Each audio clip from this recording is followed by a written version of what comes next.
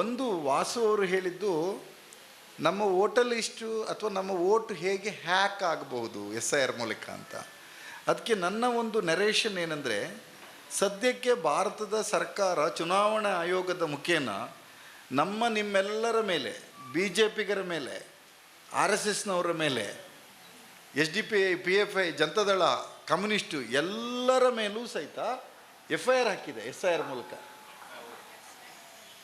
ಒಂದು FIR ಹಾಕಿದೆ. ಅದರ ಅರ್ಥ ಏನು ಅಂದರೆ, ನೀವು ನಮ್ಮ ಮತದಾರರು ಹೌದೋ ಅಲ್ವೋ ಎನ್ನುವ ಅನುಮಾನ ಅವರಿಗೆ ಉಂಟು ಅಂಥೇಳಿ ನಮ್ಮನ್ನೆಲ್ಲರೂ ಅನುಮಾನಾಸ್ಪದ ವ್ಯಕ್ತಿಗಳಾಗಿ ನೋಡಿದೆ.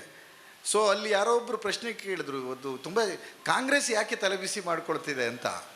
ನೆನಪಿಟ್ಕೊಳ್ಳಿ, ಈ ರೀತಿ ವಿಚಾರಗಳಿಗೆ BJPಯೇತರ ಪಕ್ಷವಾಗಿ ಒಂದು ದೇಶಾದ್ಯಂತ ಜಾಲವನ್ನು ಹೊಂದಿರುವ ಕಾಂಗ್ರೆಸ್ ಪಕ್ಷ ಜಾಗೃತಿ ಆಗದೇ ಇದ್ದರೆ ಈ ದೇಶದ ಪ್ರಜಾಪ್ರಭುತ್ವ ಉಳಿಯುವುದಿಲ್ಲ ಅನ್ನೋ ಕಾರಣಕ್ಕಾಗಿ ಕಾಂಗ್ರೆಸ್ ಜಾಗೃತಿ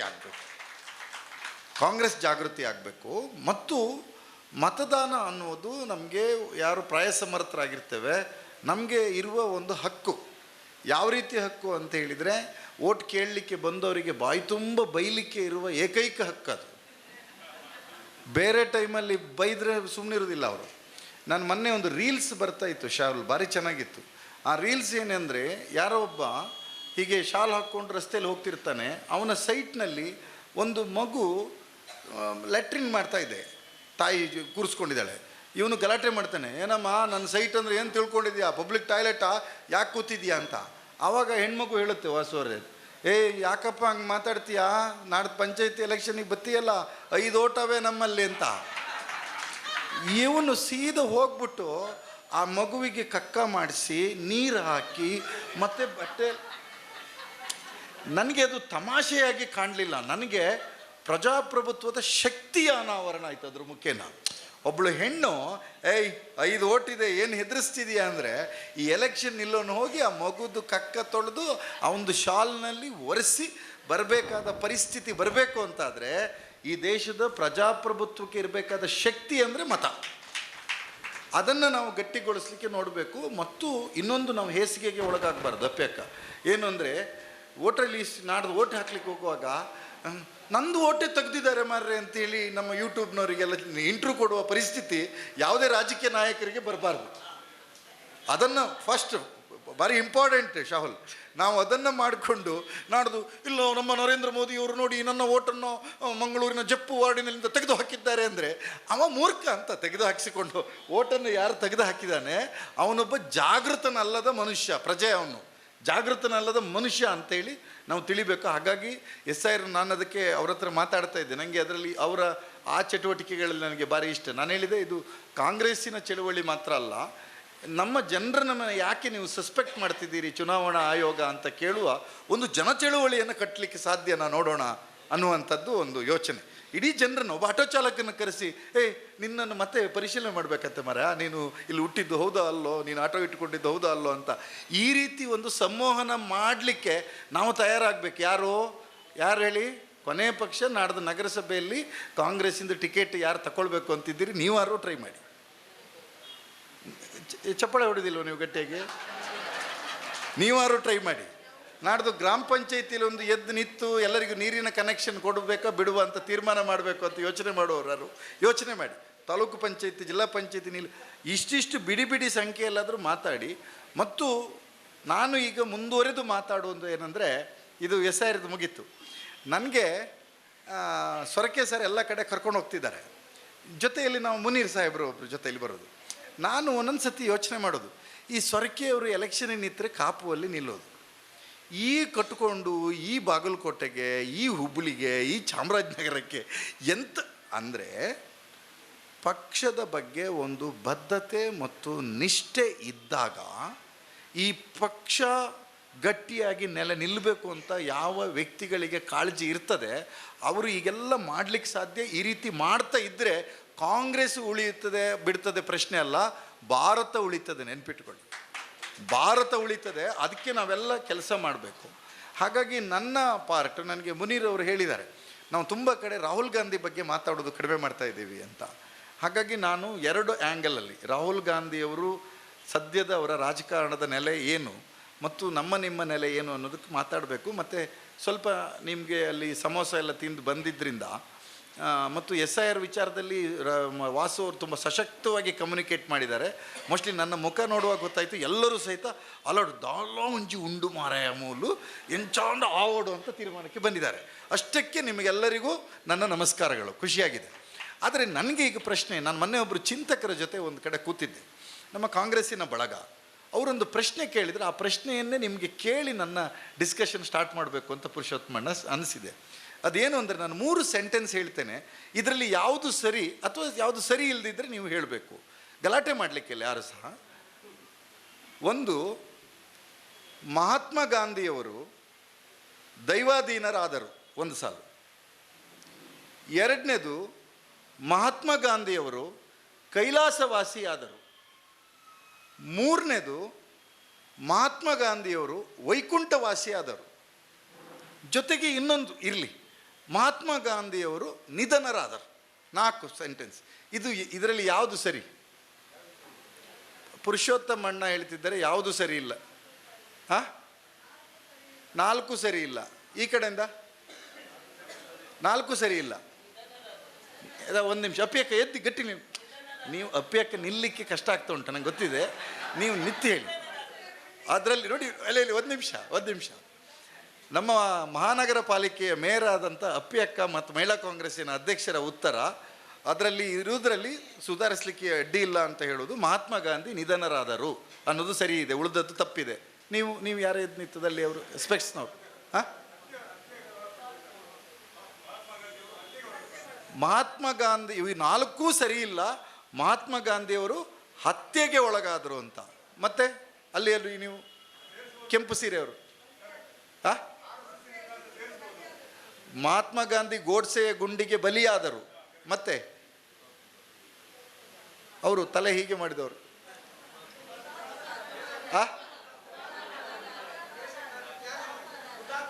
ಮಹಾತ್ಮ ಗಾಂಧಿ ಹುತಾತ್ಮರಾದರು. ಮತ್ತೆ ಯಾರದು? ಚೂರು ಎದ್ನಿಲ್ಲಿ, ಒಂದು ಶಾಲೆಟ್ ಪಿಂಟವರಿಗೆ ಒಂದು ಚಪ್ಪಳೆ ಕೊಡಿ ಎಲ್ಲರೂ ಸೇರಿ. ಮಹಾತ್ಮ ಗಾಂಧಿಯವರು ವಿಧಿವಶರಾದರು. ವಿಧಿ ಎಂತ ಮಾಡೋದು, ವಶ ಆದರು. ಅವ ಬಂದ ದೊಣ್ಣೆ ಬೀಸಿಕೊಂಡು ವಿಧಿ ವಶ ಆದ. ಆಯಿತು. ಮತ್ತೆ ನೆನ್ಪಿಟ್ಕೊಳ್ಳಿ, ನಾವು ಇಷ್ಟು ಜನ ಗೆಳೆಯರು, ಆತ್ಮೀಯರು, ಒಂದು ಕುಟುಂಬದವರು ನಾವೆಲ್ಲ ಕೂತಿದ್ದೀವಿ. ನಮ್ಮೊಳಗೆ ಒಂದು ದೊಡ್ಡ ಕನ್ಫ್ಯೂಷನ್ ಸೃಷ್ಟಿ ಆಯಿತು ಆ 4 ಸಾಲು. ಅದು ವಿಧಿವಶರಾದರು, ವೈಕುಂಠವಾಸಿಯಾದರು. ಮೊನ್ನೆ ಒಂದು ಕಡೆ ಜೋರು ಚರ್ಚೆ, ಅದು ವೈಕುಂಠವಾಸಿ ಅನ್ನೋದೇ ಕರೆಕ್ಟು, ಯಾಕೆಂದರೆ ಗಾಂಧಿಯವರು ಹರಿಭಕ್ತರು. ಹಾಗೆ ಮತ್ತೊಬ್ಬರು ಇಲ್ಲ ಅವರು ಸ್ವಲ್ಪ ಶಿವನನ್ನು ಪೂಜಿಸ್ತಿದ್ರು, ಹಾಗಾಗಿ ಕೈಲಾಸವಾಸಿಯಾದರು. ಹೀಗೆಲ್ಲ ಚರ್ಚೆ ಆಯಿತು. ನೆನ್ಪಿಟ್ಕೋಬೇಕು, ಈ ಹಿರಿಯರು ಹೇಳಿದ್ರಲ್ಲ, ಮತ್ತು ಇಲ್ಲಿ ಯಾರು ನಮ್ಮ ಅಕ್ಕ ಹೇಳಿದ್ರಲ್ಲ, ಸ್ಪಷ್ಟವಾಗಿ ನೆನಪಿಟ್ಟುಕೊಳ್ಬೇಕು. ನಾವು ಮರಿತಾ ಇದ್ದೇವೆ, ಗಾಂಧಿ ಹತ್ಯೆಯಾಗಿ 76-77 ವರ್ಷದ ನಂತರ ಗಾಂಧಿಯವರು ಕೊಲೆಯಾದರು. ನಿಧನರಾದದ್ದು ವೈಕುಂಠವಾಸಿ, ಕೈಲಾಸವಾಸಿ ಅಲ್ಲ. ನಾವ್ಯಾರು ಹೋಗಿ ಬಂದಿದ್ದೇವೆ ವೈಕುಂಠಕ್ಕೆ? ನಾವ್ಯಾರಾದರೂ ವೈಕುಂಠಕ್ಕೆ ಹೋಗಿ ಬಂದು ಗಾಂಧಿ ಎಲ್ಲಾದರೂ ಕುರ್ಚಿಯಲ್ಲಿ ಕೂತಿದ್ರೆ ಇಲ್ಲಿ ಗಟ್ಟಿಯಾಗಿ ಹೇಳ್ಬೋದು ಗಾಂಧಿ ವೈಕುಂಠವಾಸಿ ಆದರು ಅಂತೇಳಿ. ಇಲ್ಲ ಕೈಲಾಸಕ್ಕೆ ಹೋಗಿ ಶಿವನನ್ನು ಮಾತಾಡಿಸಿ ಬಂದರೆ ಗಾಂಧಿಯವರು ಕೈಲಾಸವಾಸಿ. ನಮಗೆ ಎಲ್ಲರಿಗೂ ಸ್ಪಷ್ಟವಾದ ಅರಿವಿರಬೇಕಾದ ಸಂಗತಿ, ಗಾಂಧಿಯವರು ಹತ್ಯೆಯಾದರು. ಮತ್ತೆ ಜೋಡಿಸಿದಂತೆ ಅದು ಗೋಡ್ಸೆಯಿಂದ ಅಥವಾ ಗೋಡ್ಸೆ ಪ್ರತಿಪಾದಿಸಿದ ವಿಚಾರಧಾರೆಯಿಂದ. ನಾನು ಈಗಲೂ ಹೇಳ್ತೇನೆ, ಗೋಡ್ಸೆ ಅನ್ನೋನು ನಿಮಿತ್ತ, ಗಾಂಧಿಯನ್ನು ಕೊಂದದ್ದು ಒಂದು ವಿಚಾರಧಾರೆ. ಯಾವ ವಿಚಾರಧಾರೆ ಅದು? RSSಗೆ ಬೇರೆ ಥರ ಹೇಳುವ ಅರಾಷ್ಟ್ರೀಯ ವಿಚಾರಧಾರೆ, ಕರೆಕ್ಟ್ ಅಲ್ಲ? ಗಾಂಧಿಯವರನ್ನು ಕೊಂದಿದ್ದು ಒಂದು ಅರಾಷ್ಟ್ರೀಯ ವಿಚಾರಧಾರೆ. ಭಾರತವನ್ನು ಪ್ರೀತಿಸದ, ಭಾರತವನ್ನು ಒಪ್ಪದ, ಭಾರತದ ಬಹುತ್ವವನ್ನು ಒಪ್ಪದ, ಭಾರತದ ಸಂವಿಧಾನವನ್ನು ಸ್ವೀಕರಿಸಲೊಪ್ಪದ ಮನಸ್ಥಿತಿಯ ಒಂದು ವಿಚಾರಧಾರೆ ಗಾಂಧಿಯನ್ನು ಕೊಂದಿತು ಅಲ್ವಾ? ಆ ಗಾಂಧಿಯನ್ನು ಕೊಲ್ಲಿಕ್ಕೆ ಕೆಲವು ಕಾರಣಗಳಿದೆ, ಅದನ್ನು ನೆರೆಟ್ ಮಾಡುವ ಮರ್ತೋಗ್ತದೆ ಅನ್ನೋ ಕಾರಣಕ್ಕೆ. ಏನೇನು ಕಾರಣ ಇರ್ಬೋದು ಹೇಳಿ? ಗಾಂಧಿಯನ್ನು ಕೊಲ್ಲಿಕ್ಕೆ ಏನೇನು ಕಾರಣ? ಪಟ್ಟ ಹೇಳಬೇಕು. ಅವರೇ ಹಿರಿಯರೇ ಹೇಳ್ತಾ ಇದ್ದಾರೆ, ಅವರಿಗೆ ಗಾಂಧಿಗೆ ಇದ್ದಂಥ ಒಂದು ಜಾತ್ಯತೀತ ಮನೋಭಾವನೆ. ಮತ್ತೆ ಬೇಗ ಅಕ್ಕ ಹೇಳ್ತಾ ಇದ್ದಾರೆ, ಅಗಲ ಕುಂಕುಮ ಇಟ್ಟವರು ಅಹಿಂಸೆಯನ್ನು ಒಪ್ಪದೇ ಇದ್ದದ್ದಕ್ಕೆ. ಎಸ್. ಮತ್ತೆ ಭಾರತ ಪಾಕಿಸ್ತಾನ ಡಿವೈಡ್ ಆಯಿತು ಅಂತ. ಮತ್ತೆ ಅವರು ಶಾಂತಿ ಪ್ರಿಯರು ಅನ್ನೋ ಕಾಲಕ್ಕೆ ಕೊಂದಿದ್ದು. ಮತ್ತೆ ಅದು ಯಾರು ಹೇಳಿದ್ದು ಗಟ್ಟಿಯಾಗಿ ಹೇಳಿ, ಯಾರು ಗಂಡಸರು ಯಾರು ಹೇಳಿದ್ದದು? ನೀವು ಆ ಶಾಲೆಟ್ ಪಿಂಟ್ ಅವರಿಗೆ, ಅಪ್ಪಿ ಅಕ್ಕನಿಗೆ ಹೇಳಿ ಕರೆಕ್ಟಾಗಿ. ಅವ್ರು ಇದಕ್ಕೆ ಉತ್ತರ ಕೊಡಲಿಲ್ಲ, ನೀವು ಗಂಡಸರು ಉತ್ತರ ಕೊಟ್ಟಿದ್ದಾರೆ. ಮಹಿಳಾ ಸಮಾನತೆಗಾಗಿ ದುಡಿತಾ ಇದ್ರು ಅನ್ನುವ ಕಾರಣಕ್ಕಾಗಿ ಗಾಂಧಿಯ ಹತ್ಯೆ ಆಯಿತು. ಎಲ್ಲ ಸತ್ಯ. ಮನುಷ್ಯರನ್ನೆಲ್ಲರನ್ನು ಮನುಷ್ಯ ಎಂದು ಪ್ರೀತಿಸಿದ ಒಂದು ಭಾವನೆಯನ್ನು ಗಾಂಧಿ ಹೊಂದಿದ್ದಕ್ಕೆ ಕೊಲೆ ಆಯಿತು. ಇನ್ನೊಂದು ಮೇಜರ್ ಕಾರಣ ಇದೆ, ಇಲ್ಲಿಂದ ನಮ್ಮ ಡಿಸ್ಕಷನ್ ಇವಾಗ ಸ್ಟಾರ್ಟ್ ಮಾಡುವ. ಅದೇನು ಅಂದರೆ, ತುಂಬ ಸತಿ ನೆರೇಷನ್ ಇದೆ, ಅದು ನಾನು ಈಗ ನೇರವಾಗಿ ಹೇಳಬೇಕು. ಈ ದೇಶದ ಒಂದು ಪ್ರಧಾನ ಪೊಲಿಟಿಕಲ್ ಪಾರ್ಟಿ ಅದನ್ನು ಅಜೆಂಡಾ ಉತ್ತರ ಪ್ರದೇಶದಿಂದ ಪ್ರಾರಂಭ ಮಾಡಿತು. ಅದೇನು ಅಂದರೆ ಗಾಂಧಿ ವರ್ಸಸ್ ಅಂಬೇಡ್ಕರ್ ಅಂತ. ಗಾಂಧಿ ವರ್ಸಸ್ ಅಂಬೇಡ್ಕರ್ ಅಂತ.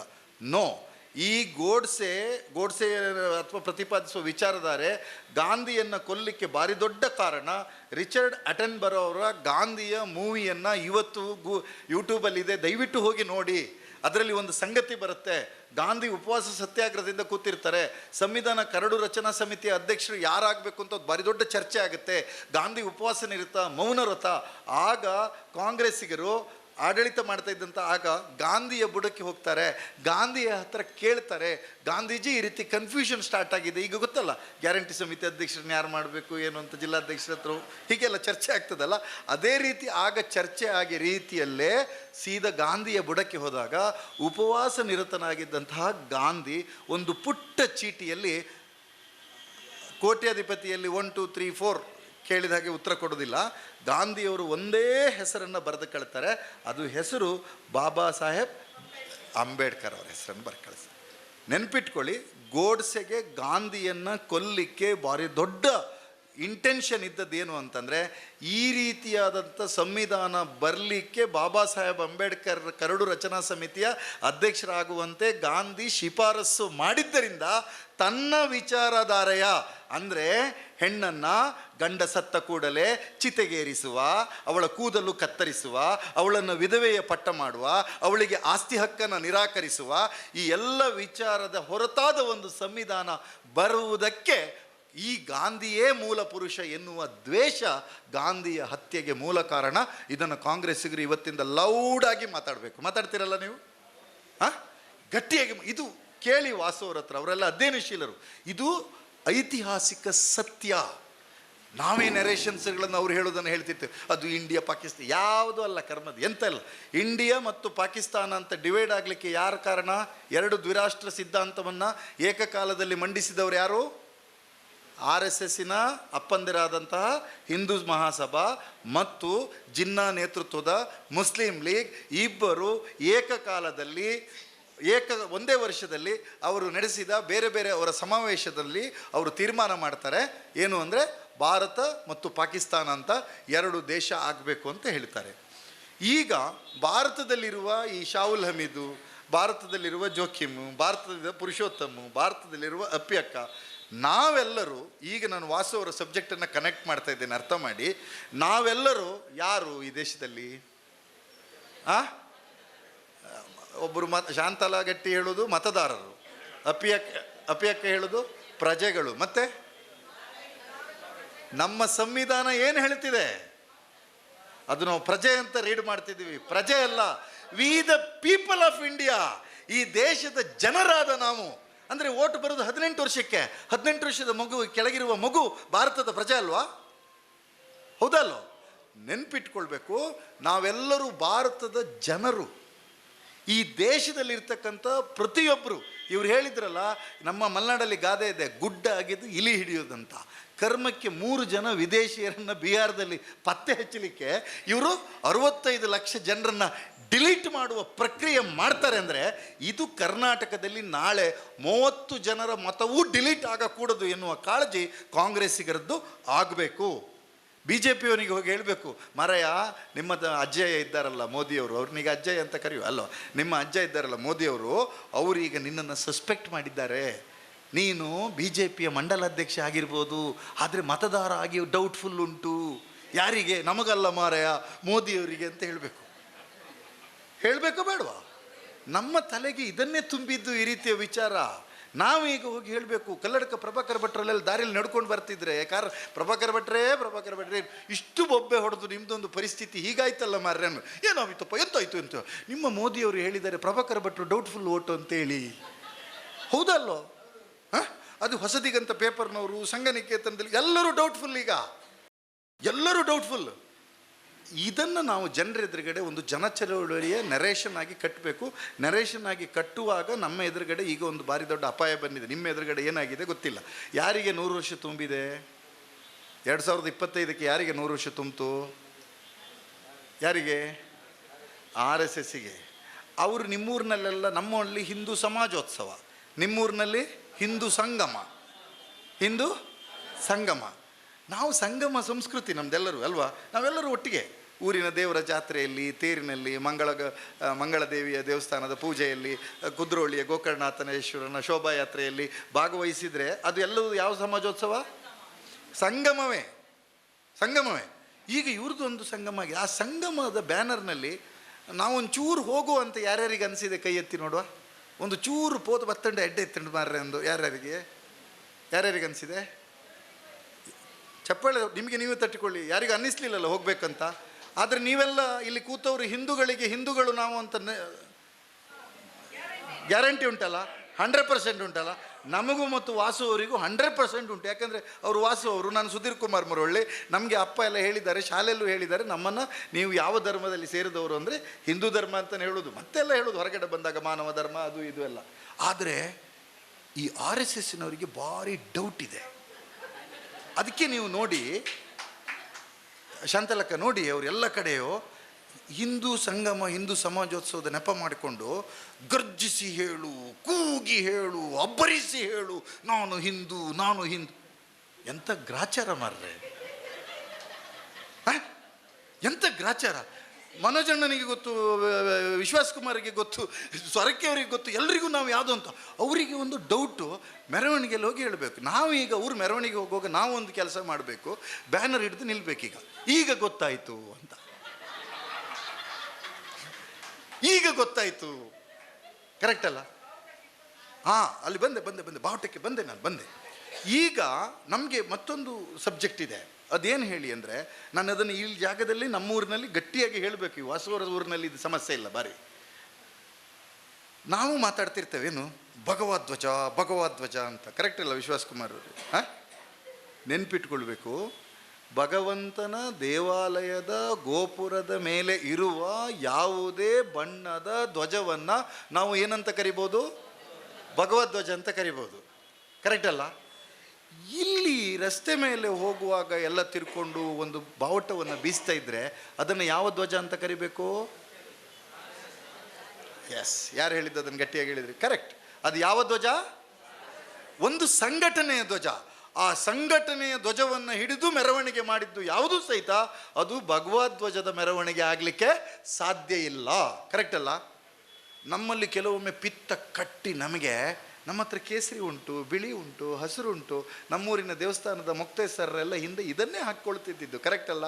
ನಮ್ಮ ಮದುವೆ ಮನೆ ಆಗುವಾಗ ಎಲೆ ಅಡಿಕೆ ಬಾಗಿನ ಕೊಡುವಾಗ ನಮ್ಮ ಯಜಮಾನರು ಪಂಚೆ ಕಟ್ಟಿ ಇದನ್ನೇ ಹಾಕಿಕೊಳ್ತಿದ್ದು. ಹೌದಾ ಅಲ್ಲ? ಈಗ ಒಂದು ಹಾಕಿ ಇದು ನಮ್ಮ ಪವಿತ್ರ ಅಲ್ಲ. ನೆನ್ಪಿಟ್ಕೊಳ್ಳಿ, ಯಾವುದೇ ಧರ್ಮಕ್ಕೂ ಸಹಿತ, ಹಿಂದೂ ಇರಲಿ, ಮುಸ್ಲಿಂ ಇರಲಿ, ಕ್ರಿಶ್ಚಿಯನ್ ಇರಲಿ, ಜೈನ್, ಬೌದ್ಧ, ಯಾವುದೇ ಧರ್ಮಕ್ಕೂ ವಾಸವ್ರನ್ನ ಕೇಳಿ, ಒಂದು ಬಣ್ಣ ಮೀಸಲಾಗಿಲ್ಲ.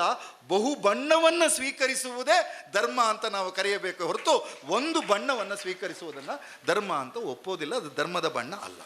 ಹಾಗಾದರೆ ಅವರು ಸಂಘಟನೆಯ ಧ್ವಜ ಹಿಡಿದು ರಸ್ತೆ ಮೇಲೆ ಬಂದಿದ್ದಾರೆ ಅಲ್ವಾ? ನಾವು ಏನು ಪರ್ಯಾಯ ಕಟ್ಟಬೇಕು? ನಾನು ಮೊನ್ನೆ ಒಬ್ಬ ನಿವೃತ್ತ ನ್ಯಾಯಾಧೀಶರನ್ನು ಮಾತಾಡಿದೆ. ಅವರಿಗೆ ಅದರೊಳಗೆ ಹೋಗಬಾರ್ದು ಅಂತ ಗೊತ್ತಪ್ಪ. ಮತ್ತೇನು ಮಾಡಬೇಕು? ನಮ್ಮೂರಿನಲ್ಲಿ ನಾವು ನಿರ್ಧಾರ ಮಾಡಿದ್ದೇವೆ. ಯಾಕೆಂದ್ರೆ ಸಮಯ ಮುಗಿಯೋದ್ರಿಂದ ಹೇಳ್ತಾ ಇದ್ದೀನಿ. ಪುರುಷೋತ್ತಮಣ್ಣ, ನಮ್ಮೂರಿನಲ್ಲಿ ನಿರ್ಧಾರ ಇದೆ, ನೀವು ಸೌರಮಾನ ಯುಗಾದಿ ಮಾಡೋರು, ನಾವು ಚಂದ್ರಮಾನ ಯುಗಾದಿಯ ದಿನ ನಾವು ನಮ್ಮೂರಿನಲ್ಲಿ ಸರ್ವ ಜನೋತ್ಸವ ಅಂತ ಮಾಡ್ತಾ ಇದ್ದೇವೆ. ಆ ಸರ್ವ ಜನೋತ್ಸವ ಅಂತ ಹೇಳಿದರೆ ಈ ದೇಶದ ಮಣ್ಣಿನ ಮಕ್ಕಳಾದ ಈ ನೆಲದಲ್ಲಿ ಇರುವ ಹಿಂದೂ, ಮುಸ್ಲಿಂ, ಕ್ರೈಸ್ತ, ಬ್ರಾಹ್ಮಣ, ಬಂಟ, ಬಿಲ್ಲವ, ಒಕ್ಕಲಿಗ, ಮಡಿವಾಳ, ಕುಲಾಲ, ಕುಂಬಾರ, ಪರಿಶಿಷ್ಟ ವರ್ಗ, ಪರಿಶಿಷ್ಟ ಪಂಗಡ ಎಲ್ಲರನ್ನ ಸೇರಿಸಿಕೊಂಡು ಎಲ್ಲ ಬಣ್ಣಗಳ ಧ್ವಜವನ್ನು ಹಿಡ್ಕೊಂಡು ಮೆರವಣಿಗೆ ಮಾಡುವುದು ಸರ್ವ ಜನೋತ್ಸವ ಅಂತ ತೀರ್ಮಾನ ಮಾಡಿದ್ದೇವೆ.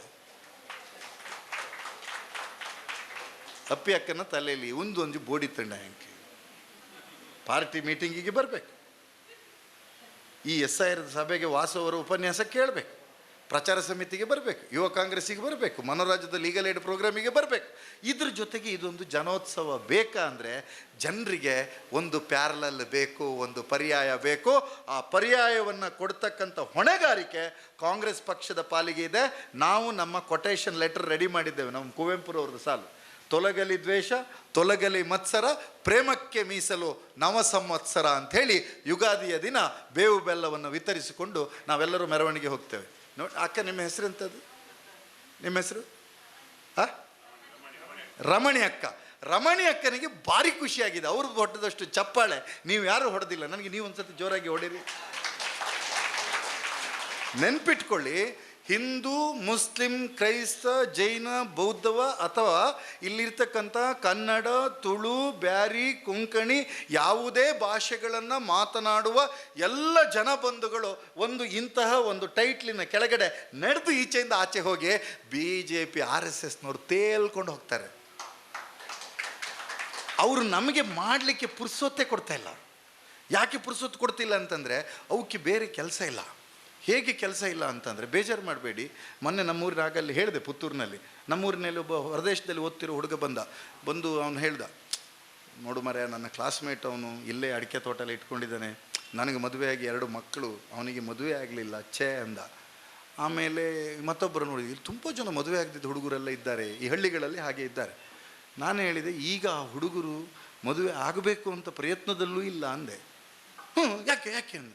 ಮತ್ತಿನ್ನೆಲ್ಲ ಮರ, ಮದುವೆ ಆದರೆ ನಾವು ಒಂದು ಮಾಂಗಲ್ಯ ಸರ ಅಂತ ಕಟ್ಟಬೇಕು. ನಿಮ್ಮ ಮೋದಿಯವರ ನಾಯಕತ್ವದಲ್ಲಿ ಒಂದು ತಾಳಿ, ಒಂದು ಕರಿಮಣಿ, ಒಂದು ಚಿನ್ನದ ಒಂದು ತುಂಡನ್ನು ಹಾಕಿ ಯಾರಾದರೂ ತಾಳಿ ಕಟ್ಟುವ ಅಂತ ಹೋದರೆ ಮಿನಿಮಮ್ ಬಜೆಟ್ 7.5 ಲಕ್ಷ ಅಣ್ಣ. ಈ ಮದುವೆಯಲ್ಲಿ ಮತ್ತು ಈ ಅಪ್ಪಿ ಅಕ್ಕ ಇವರೆಲ್ಲ ಹೋದವರು, ಶಾಂತಲಕ್ಕ, ನೀವು ಮಾಡೋದು ಎಂಚುಂಡು ಮಾಂಗಲ್ಯ ಸರ. ಅವ ಆರ್ಡಿನರಿ ಮಾಂಗಲ್ಯ ಸರ ಕೊಟ್ಟರೆ ಅವ ಪಡ್ಚ. ಈ ಗಟ್ಟಿ ಮಾಂಗಲ್ಯ ಸರ ಕೊಡಬೇಕು ಅಂತ ಹೇಳಿದರೆ ಅವ ಮತ್ತು ಪಡ್ಚ. ಯಾಕೆ ಹೇಳಿ, ನಾನು ವಿನಯ್ ಕುಮಾರ್ ಸೊರಕೆ ಅವರು ಏರ್ಪಡಿಸಿದ ಒಂದು ಕಾರ್ಯಕ್ರಮದಲ್ಲಿ ಹೇಳಿದ್ದೆ, ಅವ್ರು ಯಾರೋ ಒಂದು ಬಾಕ್ಸ್ ಐಟಮ್ ಹಾಕಿ ಲೋಕಲ್ ಪೇಪರ್ನಲ್ಲಿ ಬರೆದಿದ್ರು. ನಾನು ಅವತ್ತು ಬಹಿರಂಗವಾಗಿ ಹೇಳಿದ್ದೆ, ಬಂಗಾರದ ರೇಟು 2026 ಮಾರ್ಚ್ ಒಳಗಡೆ ಗ್ರಾಮಿಗೆ 15,000 ಆಸುಪಾಸಿಗೆ ಹೋಗ್ತದೆ ಅಂತ ಬಹಿರಂಗವಾದ ಸಭೆಯಲ್ಲಿ ಹೇಳಿದ್ದೆ. ಅವತ್ತು ಇನ್ನೂ ರೇಟ್ 6,300 ಇತ್ತು ಗ್ರಾಮಿಗೆ. ಇವತ್ತು ನಿಜ ಆಗಿದೆ. ಆದರೆ BJPಗೆ, RSSನವ್ರಿಗೆ ಇದು ಯಾವುದೂ ಅವರ ಸಮಸ್ಯೆ ಅಲ್ಲ. ಎಲ್ಲಿಯವರಿಗೆ ಸಮಸ್ಯೆ ಇಲ್ಲ ಅಂದರೆ, ಮೊನ್ನೆ ನಿರ್ಮಲಕ್ಕನ ಹತ್ರ ಕೇಳಿದರು, ಅಲ್ಲೋ ನಿಮ್ಮದು ಎಲ್ಲ ಬಜೆಟ್ ಎಲ್ಲ ಆಯಿತು, ಏನು ಕೊಟ್ಟಿದ್ದೀರಿ ಬಡವರಿಗೆ ಅಂತ. ಆಕೆ ಎಂಥ ಒಂದು ಹೆಣ್ಮಗಳು ಅಂದರೆ, ಆಕೆ ಎಂತ ಹೇಳಿದ್ದು ಹೇಳಿ, ಎಂತ ಹೇಳಿದರು ನೀವು ನೆನ್ಪು ಮಾಡಿ, ಏನು ಹೇಳಿದರು?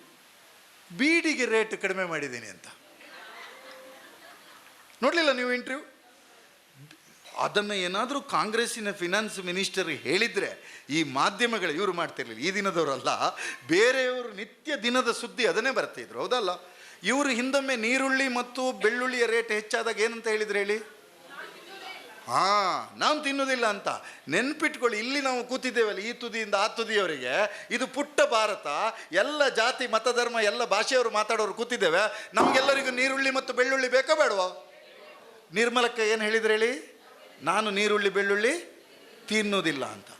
ಇದರ ಮಧ್ಯೆ ನೀವು ನೆನ್ಪಿಟ್ಕೋಬೇಕು, ನಾನು ಕೆಲವು ಸತಿ ನಮ್ಮಲ್ಲಿ ಒಂದು ನರೇಷನ್ ಬಿಲ್ಡಪ್ ಆಗ್ತಿರ್ತದೆ. ಏನಂತಂದರೆ, ಅದು ವಾಸವರೇ ನಮಗೆ ಕೇಳಿ ಸಾಕಾಗಿದೆ. ಏನು, ನೀವು ಮೋದಿಯವರ ಬಗ್ಗೆ ಮಾತಾಡಬೇಡಿ.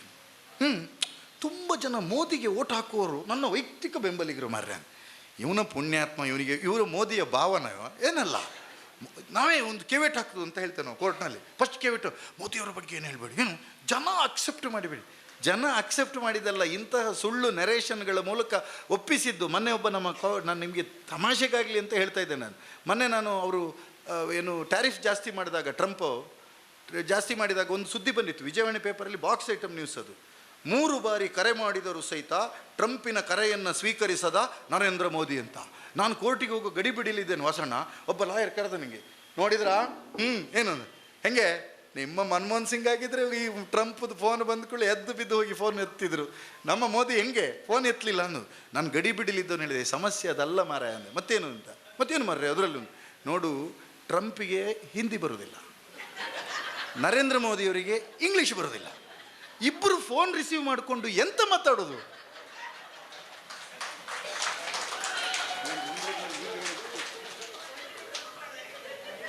ಕರೆಕ್ಟ್ ಅಲ್ಲ? ಆ ವಿದೇಶಾಂಗ ಸಚಿವರಾದ ಜೈಶಂಕರ್ ಅವರು, ಹಿ ಈಸ್ ರಿಟೈರ್ಡ್ IAS. ಅವ್ರು ಮಾತಾಡ್ಬೋದು. ಇವ್ರ ಫೋನ್ ವಿಡಿಯೋ ಕಾಲ್ ಮಾಡಿದರೆ ಟ್ರಂಪ್ ಅಟ್ಲೀಸ್ಟ್ ಹಿಂಗೆ ಇದನ್ನು ನಾವು ನೇರವಾಗಿ ಹೇಳಬೇಕು, ಧೈರ್ಯದಿಂದ ಹೇಳಬೇಕು, ಕಟ್ಟೆಯಲ್ಲಿ ಮಾತಾಡಬೇಕು. ಸಾರ್ವಜನಿಕ ಸಭೆ ಭಾಷಣ ಅಲ್ಲ. ಬಂಧುಗಳು ನೆಂಟರುಗಳು ಎಂಗೇಜ್ಮೆಂಟಲ್ಲಿ ಕೂತಾಗ ಇದನ್ನು ಚರ್ಚೆ ಮಾಡಬೇಕು. ಬೇರೆ ಯೋಚನೆ ಮಾಡಬೇಡಿ. ಶಾಂತಲಕ್ಕೆ ಓದಿದ್ದು ಎಲ್ಲಿ? ಮಂಗಳೂರಿನಲ್ಲೇನಾ? ಹಾಂ, ಶಾಂತಲಕ್ಕೆ ಯಾರ್ಯಾರ ಕ್ಲಾಸ್ಮೇಟ್ ಅಂತ ಹೇಳಲಿಕ್ಕೆ 50 ಜನ ಸಿಗ್ತಾರೆ. ಶಾಂತಲ ನಮ್ಮ ಕ್ಲಾಸ್ಮೇಟು ಮಾರ, ಅವರು ಮುಂದಿನ ಬೆಂಚಲ್ಲಿ ಕೂತಿದ್ರು, ನಾವು ಹಿಂದಿನ ಬೆಂಚಲ್ಲಿ ಕೂತಿದ್ವಿ, ಅವರು ಎಕನಾಮಿಕ್ಸ್ ಪಾಸು, ನಾನು ಫೇಲ್ ಎಲ್ಲ ಹೇಳ್ತಾರೆ. ಹೌದಾ? ಈ ದೇಶದ ಪ್ರಧಾನಮಂತ್ರಿ ಆಗಿರ್ತಕ್ಕಂಥ ಒಬ್ಬ ವ್ಯಕ್ತಿಯನ್ನು ಇಡೀ ಭಾರತದ 150 ಕೋಟಿ ಜನರಲ್ಲಿ ಒಬ್ಬನೇ ಒಬ್ಬ ಬಂದು ನಾನು ನರೇಂದ್ರ ಮೋದಿಯವರು 10ನೇ ತರಗತಿಗೆ ಒಟ್ಟಿಗೆ ಹೋಗಿ ಗೋಳಿ ಬಜೆ ತಿಂದದ್ದು ಅಂತ ಒಬ್ಬನೇ ಒಬ್ಬ ಹೇಳಿಲ್ಲ. ಗ್ಯಾರಂಟಿ ಅಲ್ಲ? ಮಾತಾಡಿದ್ದೀರಾ ನೀವು ಇದನ್ನು? ಹಾಂ, ಮಾತಾಡಿಲ್ಲ. ಈಗ ಪುತ್ತೂರಿಗೆ ಹೋಗಿ ಬಂದರೆ ನನಗೆ 5 ಜನ ಸಿಕ್ಕಿದ್ರು ಕೈ ಕೊಟ್ಟು, ನಾವು ಸೊರಕೆ ಅವರು ಒಂದೇ ಹಾಸ್ಟೆಲಲ್ಲಿ ಇದ್ದಿದ್ದು ಅಂತೇಳಿ ಅಂತ. ಇವರು ವೇದಿಕೆ ಮೇಲೆ ಇಬ್ಬರದ್ದು ಹೇಳಿದರು, ನಾವೆಲ್ಲ ಒಟ್ಟಿಗೆ ಒಂದೇ ಅರೆ, ನಮ್ಮ ದೇಶದ ಪ್ರಧಾನಮಂತ್ರಿ ನರೇಂದ್ರ ಮೋದಿಯವರಿಗೆ ಒಬ್ಬನೇ ಒಬ್ಬ ಕ್ಲಾಸ್ಮೇಟ್ ಇರಲಿಲ್ಲ ಇಷ್ಟೊತ್ತವರಿಗೆ ಅಂದರೆ ಇವರು ಪ್ರಧಾನಮಂತ್ರಿ ಆಗುವಾಗೆಲ್ಲ ಅವರು ಸತ್ತೋಗಿಬಿಟ್ರ? ಇದನ್ನು ನಾವು ಗಟ್ಟಿಯಾಗಿ ಮಾತಾಡ್ತಾ ಇಲ್ಲ. ನರೇಂದ್ರ ಮೋದಿಯವರ ಒಂದು ಬೂಸಾ ವ್ಯಕ್ತಿತ್ವವನ್ನು ಜನರೆದುರುಗಡೆ ಈತ ಒಬ್ಬ ಬೂಸಾ, ಅನ್ಪಡ್, ಎಕನಾಮಿಕ್ಸ್ ಗೊತ್ತಿಲ್ಲ, ರಾಜತಂತ್ರ ಗೊತ್ತಿಲ್ಲ, ದೇಶದ ಪ್ರಜ್ಞೆ ಇಲ್ಲ, ಧರ್ಮ ಅರಿತಿಲ್ಲ ಅಂತ ಹೇಳ್ತಕ್ಕಂಥ ಪರಿಸ್ಥಿತಿಯನ್ನು ನಮಗೆ ನಾವೇ ನಮ್ಮ ಬಾಯಿಯ ಮೂಲಕ ಕಟ್ಟಿ ಹಾಕಿಕೊಂಡಿದ್ದೇವೆ. ನಾವು ಏನನ್ನು ಹೇಳ್ತಾ ಇಲ್ಲ. ಕರೆಕ್ಟ್ ಅಲ್ಲ? ನೆನ್ಪಿಟ್ಕೋಬೇಕು. ಈಗ ನರೇಗದ ಬಗ್ಗೆ ಮಾತಾಡಿದ್ರು. ನರೇಗದ ಬಗ್ಗೆ ನೀವೆಲ್ಲ ಇಲ್ಲಿ ಕಾರ್ಯಕ್ರಮ ಎಲ್ಲ ಮಾಡಿದ್ರಿ, ಮೊನ್ನೆ ಪಾದಯಾತ್ರೆ ಮಾಡಿದ್ರಿ. ದಯವಿಟ್ಟು ಪಾದಯಾತ್ರೆಯಲ್ಲಿ ನಡೆದವರು ಯಾರು? ಸುಳ್ಯದಿಂದ ಮುಲ್ಕಿಯವರಿಗೆ ಗ್ರೇಟ್. ಯಾರ್ಯಾರು ಪಾದಯಾತ್ರೆಯಲ್ಲಿ ಭಾಗವಹಿಸಿದ್ದೀರಿ, ನೀವೆಲ್ಲರೂ ಸಹಿತ ಒಂದು ಚಾರಿತ್ರಿಕವಾದ ಆಂದೋಲನದಲ್ಲಿ ಭಾಗವಹಿಸಿದ್ದೀರಿ ಅಂತೇಳಿ ನಿಮ್ಮೆಲ್ಲರ ಪಾದಗಳಿಗೆ ನನ್ನ ನಮಸ್ಕಾರಗಳನ್ನು ಸಲ್ಲಿಸ್ತೇನೆ. ಯಾಕೆಂದರೆ ಇವ್ರು ಆಲ್ ಗ್ರೇಟ್ ಪೀಪಲ್, ನಡೆದಿದ್ದೀರಲ್ಲ ಅಂತ ನೆನ್ಪಿಟ್ಕೋಬೇಕು. ನರೇಗವನ್ನು ಸಿಂಪಲ್ಲಾಗಿ ನಾನು ಮಾಡ್ತೇನೆ. ಮೊನ್ನೆ ಸೊರಕೆಯವರ ಸಭೆಯಲ್ಲಿ ಇದನ್ನು ಹೇಳಿದೆ. ನಿಮ್ಮೂರಿನಲ್ಲೆಲ್ಲ ಇಲ್ಲಿ ವಾಸವರೇ ಮೀನು ಮಾರೋದೆಲ್ಲ ಹೆಣ್ಮಕ್ಳು. ಇಲ್ಲಿ ಈ ಮೀನು ಮಾರುವಾಗ ಅವ್ರು ಆ ಹೆಣ್ಮಕ್ಳ ತಾಯಂದ್ರ ಹತ್ರ ಹೋಗಿ ನೀವು ರೇಟ್ ಬಗ್ಗೆ ಚರ್ಚೆ ಮಾಡಿ. ಅವರು ಒಂಜಿ ಆಪುಜಿ ಮಗ ರೇಟ್ ಒಂದೇ, ಬಂಗಡೆಗೆ 200 ರೂಪಾಯಿ ಇಷ್ಟು ಹೇಳ್ತಾರೆ. ರೇಟಲ್ಲಿ ಕಾಂಪ್ರಮೈಸ್ ಇಲ್ಲ. ಆದರೆ ಎಷ್ಟು ಒಳ್ಳೆಯ ಮನಸ್ಥಿತಿಯ ಅಕ್ಕಂದರಿಗೆ ತಾಯಂದರಿಗೆ ಅಂದರೆ, ನೀವು 1 kg ಮೀನನ್ನು ತಕ್ಕೊಂಡು ಅವ್ರ ಹಣ ಕೊಟ್ಟಾದ ಮೇಲೆ ನಿಮಗೆ ಒಂದು ಎಕ್ಸ್ಟ್ರಾ 150 ಗ್ರಾಮಿನ ಮೀನು ಒಂದ ಮಗ ಅಂತ ಹಾಕ್ತಾರೆ. ಹೌದಲ್ಲ? ಹಾಕ್ತಾರಲ್ಲ? ಆದರೆ ನಮ್ಮ ಕೇಂದ್ರ ಸರ್ಕಾರ ಅದಕ್ಕಿಂತ, ನೀವು ಹೌದು ಹಾಕ್ತೀರಲ್ಲ? ನೋಡಿ, ಗ್ರೇಟ್ ಗ್ರೇಟ್, ಚಪ್ಪಾಳೆ ಹೊಡಿರಿ. ಆದರೆ ನರೇಂದ್ರ ಮೋದಿಯವರ ನೇತೃತ್ವದ BJP ಸರ್ಕಾರ ಎಷ್ಟು ಇದು ಅಂತ ಹೇಳಿದರೆ, ಎಕನಾಮಿಕ್ಸನ್ನು ನಮಗೆ ಸರಳವಾಗಿ ಅರ್ಥ ಮಾಡ್ಕೋಬೇಕು. ನೀವು ಮಂಗಳೂರಿನವರು ಭಾರಿ ಹೇಳಲಿಕ್ಕೆ ಕಷ್ಟ ಆಗ್ತದೆ. ಏನು ಅಂತಂದರೆ, ನಾವು ತೆರಿಗೆ ರೂಪದಲ್ಲಿ GST ರೂಪದಲ್ಲಿ ನಾವು ಒಂದು ತೊಟ್ಟೆ ಪೂರ್ತಿ ಅವರಿಗೆ ಬಂಗಡೆ ಮೀನನ್ನು ಕಳಿಸಿಕೊಟ್ರೆ, ಅವರು ವಾಪಸ್ಸು ನಮಗೆ ಬಂಗಡೆದು ಮಂಡೆ ಫ್ರೈ ಕಳಿಸ್ತಾ ಇಲ್ಲ, ಬದಲಿಗೆ ಖಾಲಿ ತೊಟ್ಟೆ ಕಳಿಸ್ತಾ ಇದ್ದಾರೆ. ಏನು ಕಳಿಸ್ತಾ ಇದ್ದಾರೆ? ಇಷ್ಟೇ ಎಕನಾಮಿಕ್ಸ್. ಅದನ್ನೇ ಕರ್ನಾಟಕದ ಸಿದ್ದರಾಮಯ್ಯನವರು, DK ಶಿವಕುಮಾರ್ ಅವರು, ನಮ್ಮ ಮಂತ್ರಿಗಳು ಎಲ್ಲರೂ ಸಹಿತ ನಮ್ಮ ಪಾಲನ್ನು ನಮಗೆ ಕೊಡಿ. ಏನು ಕೇಳ್ತಿದ್ದಾರೆ? ನಮ್ಮ ಪಾಲನ್ನು ನಮಗೆ ಕೊಡಿ. ನೀವು ಆದ್ದರಿಂದ ಅವರ ಅಮ್ಮ ಏನು ಹೇಳಿದ್ರಲ್ಲ, ನಾನು ಒಂದು ಜಾಸ್ತಿ ಹಾಕ್ತೇನೆ ಬಂಗಡೆ ಅಂತ. ನೋಡಿ, ಅಲ್ಲಿ ನಾನು ಮಗುವೀರ ಸಮುದಾಯದ ಹೆಣ್ಮಗಳು ಎಕ್ಸ್ ಕಾರ್ಪೊರೇಟರ್ ಅಂತ ಹೇಳ್ತಕ್ಕಂಥ ರೀತಿಯಲ್ಲಿ ಒಂದು ಏನು ನೋಡಿ, ಬೋಟ್ ಉಂಟು, ಬಿಸ್ನೆಸ್ ಉಂಟು, ಎಲ್ಲ ಎಷ್ಟು ಖುಷಿಯಲ್ಲಿ ಹೇಳ್ತಾರೆ. ನೀವು ಬಂಗಡೆ ಜಾಸ್ತಿ ಹಾಕೋದು ಹೌದಲ್ಲ? ಜನ ನೆನ್ಪಿಟ್ಕೊಳ್ಳಿ, ಕೇಂದ್ರದಲ್ಲಿರ್ತಕ್ಕಂಥ ಸರ್ಕಾರ, ನರೇಂದ್ರ ಮೋದಿ, ಅಮಿತ್ ಶಾ ಮತ್ತು ನಿರ್ಮಲಾ ಸೀತಾರಾಮನ್ ನೇತೃತ್ವದ ಸರ್ಕಾರ ರಾಜ್ಯ ಸರ್ಕಾರಗಳಿಗೆ ಈ ದೇಶದಲ್ಲಿ ವಿಶೇಷವಾಗಿ ದಕ್ಷಿಣದ ರಾಜ್ಯಗಳಿಗೆ ಮಾಡ್ತಿರುವುದು ಏನಂದರೆ, ನಾವು ಒಂದು ತೊಟ್ಟೆ ಬರ್ತಿ ಬಂಗಡೆ ಕಳಿಸೋದು, ಅವರು ನಮಗೆ ವಾಪಸ್ ಏನು ಮಾಡ್ತಿದ್ದಾರೆ? ಖಾಲಿ ಕೊಟ್ಟೆಯನ್ನು ಕಳಿಸ್ತಾ ಇದ್ದಾರೆ. ಇಷ್ಟಾದಮೇಲೆ ನಾನು ಇದಕ್ಕೆ ಬಂದೆ. ನಮ್ಮ ರಾಜ್ಯದಲ್ಲಿ 5 ಗ್ಯಾರಂಟಿಗಳನ್ನು ನಾವು ಘೋಷಣೆ ಮಾಡಿದ್ವಿ. 5 ಗ್ಯಾರಂಟಿಗಳು. ನಾವು 5 ಗ್ಯಾರಂಟಿಯನ್ನು ಕೊಟ್ಟಿದ್ದೆ, ಅದಕ್ಕಿಂತ ಜಾಸ್ತಿ ಕೊಟ್ಟಿದ್ದೇವೆ. ನನಗೆ ಈಗ ನಮ್ಮ ಕಾರ್ಯಕರ್ತರು ಒಂದು ಪ್ರಶ್ನೆಗೆ ಉತ್ತರ ಕೊಡಬೇಕು.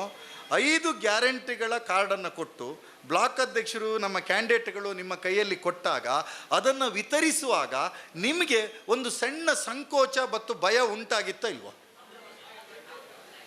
ಶಾವಲ್ 100 ನೀವು ನೋಡಿ, ಅಲ್ಲಿ ಹಿಂದೆ ಕೈ ಎತ್ತಿದವ್ರು ಯಾರು?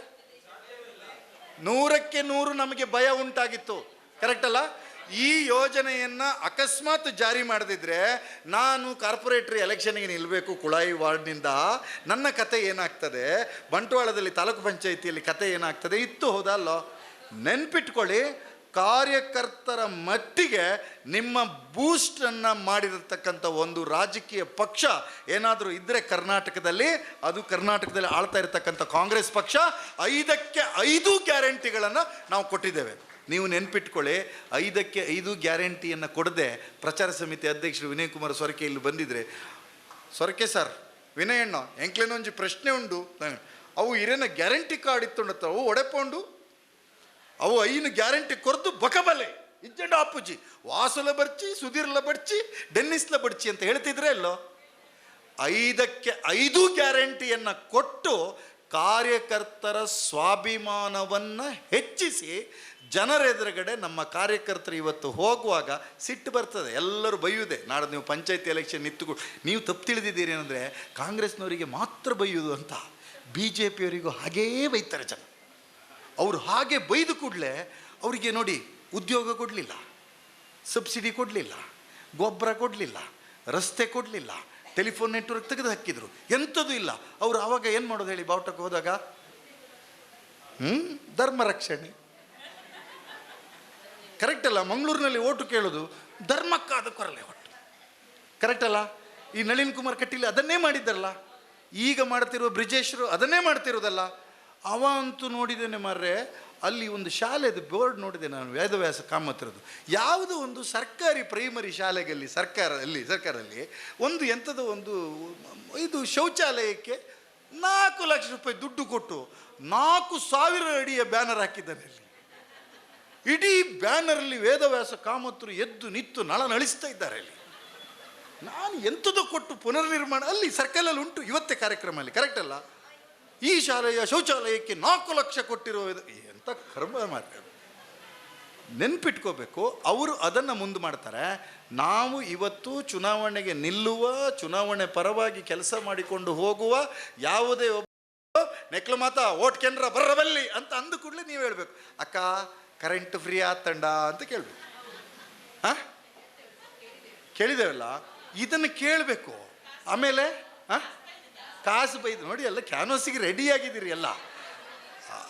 ನೆನ್ಪಿಡಿ, ನಾವು ಇದನ್ನು ಗಟ್ಟಿಯಾಗಿ ಜನರ ಎದುರುಗಡೆ ಹೇಳದ ಹೊರತು ಹೆಣ ಸಿಂಗಾರ ಅರಿಯದು, ಲೋಕ ಉಪಕಾರ ನೆನಪಿಡೋದು. ಕರೆಕ್ಟ್ ಅಲ್ಲ? ಅದನ್ನು ನೆನಪಿಡಬೇಕು ಅಂತಾರೆ. ಅಕ್ಕ ಅದೇ ಪಕ್ಷದವರು, ನಾವು ಕಾಂಗ್ರೆಸ್ನವರು, ನಾವೇ ಕೊಟ್ಟಿದ್ದು. ನೀವು ಹೇಳಬೇಕು ಬಿ ಜೆ ಪಿಯವರಿಗೆ, ಅವ್ರಿಗೆ ಇದೊಂದು ಹೇಳಬೇಡಿ. ಮತ್ತು ಬಿ ಜೆ ಪಿಯವರು ನಾಳೆ ಎಲೆಕ್ಷನಿಗಾಗಿ ಹೇಳಿದ್ರು ಮಾರ್ರೆ, ನಾವು ನಾಡ್ದು ಮಂಗಳೂರು ನಗರಸಭೆಯಲ್ಲಿ ಚುನಾವಣೆಗೆ ಬಂದ ಬಳಿಕ ಗೃಹಲಕ್ಷ್ಮಿ ಯೋಜನೆಗೆ 2,000 ಜೊತೆ ಇನ್ನೂ 2,000 ಸೇರಿಸ್ತೀವಿ ಅಂತ ಸುಳ್ಳು ಹೇಳಿದ್ರು. ಹೇಳಬೇಡಿ, ಅವರಿಗೆ ಕೊಡ್ಲಿಕ್ಕೆ ಆಗೋದಿಲ್ಲ. ಕೊಟ್ಟಿರ್ತಕ್ಕಂಥ ಕೀರ್ತಿ ಯಾರ ಪಾಲಿಗಿದೆ? ನಮ್ಮ ಪಾಲಿಗಿದೆ. ಏನು ಯಾರ ಪಾಲಿಗಿದೆ? ನಮ್ಮ ಪಾಲಿಗಿದೆ. ನೆನ್ಪಿಟ್ಕೊಳ್ಳಿ, ಆಗ ಗೃಹ ಸಚಿವರಾಗಿದ್ದಂಥ ಒಬ್ಬ ವ್ಯಕ್ತಿ, ನಮ್ಮ ತೀರ್ಥಹಳ್ಳಿಯ ಆರ್ಗದ ಜ್ಞಾನೇಂದ್ರ ಹೇಳಿದರು ಬಹಿರಂಗ ಸಭೆಯಲ್ಲಿ, ಇದು ಗ್ಯಾರಂಟಿ ಅಲ್ಲ 420 ಗ್ಯಾರಂಟಿ ಅಂತ ಹೇಳಿದರು. ಉಡುಪಿಯಲ್ಲಿ ವಿನಯ್ ಕುಮಾರ್ ಸೊರಕೆ ಅವರ ಎದುರುಗಡೆ ಸದಾ ಪ್ರೆಸ್ ಮೀಟ್ ಮಾಡ್ತಿದ್ದ ಒಬ್ಬ ಬಿ ಜೆ ಪಿಯ ದುರಿನ ಹೇಳಿದ, 5ಕ್ಕೆ 5 ಗ್ಯಾರಂಟಿ ಜಾರಿಯಾದರೆ ನಾನು ಮಂಡೆಯನ್ನು ಗೀಸಿಕೊಳ್ತೇನೆ ಅಂತ. ಅಲ್ಲ, ಮಂಡೆ ಬೋಳಿಸ್ತೇನೆ ಅಂತ. ಅದನ್ನು ವಿಶ್ವಾಸ್ ದಾಸ್ ಯಾರಾದರೂ ಹೇಳಿದರೆ ಸ್ವಲ್ಪ ಮ್ಯಾನೇಜಬಲ್ ಬಿ ಜೆ ಪಿಲಿ ಅಲ್ವಾ? ಇವ ನೋಡ್ತೇನೆ ನಾನು 5ನೇ ಗ್ಯಾರಂಟಿ ಯಾವುದು ಜಾರಿಯಾಗಿದೆ ಹೇಳಿ, ದಯವಿಟ್ಟು ನೆನಪಿಡ್ಬೇಕು. 5ನೇ ಗ್ಯಾರಂಟಿ ಯಾವ್ದು ಜಾರಿ? ಯುವ ನಿಧಿ ಎಲ್ಲಿ ಜಾರಿ ಆಯಿತು? ಯಾವ ದಿನದಂದು ಜಾರಿ ಆಯಿತು? ಎಸ್, ಸ್ವಾಮಿ ವಿವೇಕಾನಂದರ ಜನ್ಮದಿನದ ಸಂದರ್ಭದಲ್ಲಿ ನಮ್ಮ ಸರ್ಕಾರ ಶಿವಮೊಗ್ಗದಲ್ಲಿ ನಮ್ಮ 5ನೇ ಗ್ಯಾರಂಟಿ ಯುವ ನಿಧಿಯನ್ನು ಜಾರಿಗೆ ಮಾಡ್ತು, ಯುವಕರಿಗಾಗಿ, ಸ್ವಾಮಿ ವಿವೇಕಾನಂದರ ನೆನಪಿನಲ್ಲಿ. ಇದನ್ನು ಮಾಡಿದಾಗ ವಿನಯ್ ಕುಮಾರ್ ಸೊರಕೆಯವರು ನಮ್ಮೂರಿಗೆ ಬಂದಿದ್ದರು, ಶಾಹುಲ್ವರೇ. ನಾನು ಸೊರಕೆಯವರೇ, ಹೀಗೆ ಒಬ್ಬ ಚಾಲೆಂಜ್ ಹಾಕಿದ್ನಲ್ಲ ಉಡುಪಿಯಲ್ಲಿ, ಅವನು ಮಂಡೆಗಿಂಡೆ ಏನು ಇಲ್ಲ ಮಾರ್ರೆ, ನಿನ್ನೆ ತಿರುಗಾಡ್ತಿದ್ದ ಕೂದಲು ಫುಲ್ಲು ಉಂಟು ಅಂತ ಹೇಳಿದರು.